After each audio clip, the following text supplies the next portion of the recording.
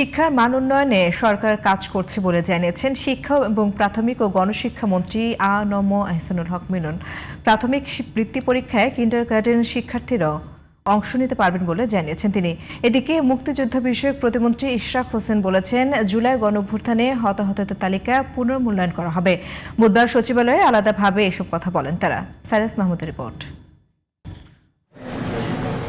বুধবার দুপুরে সচিবালয় শিক্ষা মন্ত্রণালয় সভাকক্ষে আয়োজিত অনুষ্ঠানে বৃত্তি পরীক্ষার ফলাফল প্রকাশ করেন শিক্ষা এবং প্রাথমিক ও গণশিক্ষা মন্ত্রণালয়ের মন্ত্রী প্রতিমন্ত্রী।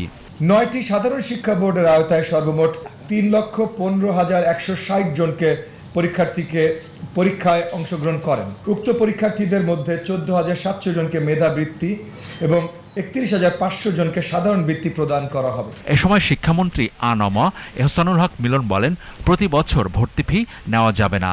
আদালতের এমন নির্দেশনা অমান্য করে কোনো শিক্ষা প্রতিষ্ঠান ভিন্ন উপায়ে ফি আদায় করলে প্রমাণ সাপেক্ষে প্রয়োজনীয় ব্যবস্থা নেওয়া হবে। আমরা সিদ্ধান্ত নিয়েছি যে আমরা কিন্ডারগার্টেনকেও ইনক্লুড করব।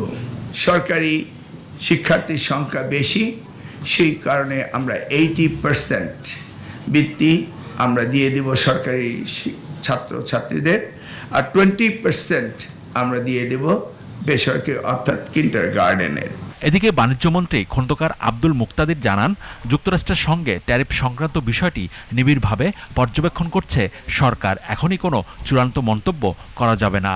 এছাড়া রমজান মাসে নিত্যপণ্যের বাজার স্থিতিশীল রয়েছে বলে জানান বাণিজ্যমন্ত্রী। রোজার 2-3 দিন আগে আমরা একসাথে 1 মাসের বাজার করি, তো এটার তাৎক্ষণিক কিছু প্রভাব মার্কেটে পড়ে। আপনি লেবুর ক্ষেত্রেই দেখেন, 40-50 টাকার লেবু 120 টাকায় যাওয়ার কোনোই কারণ ছিল না, এবং 3 দিনের মাথায় আবার সেটা কিন্তু 50 টাকাতে ফেরত এসেছে।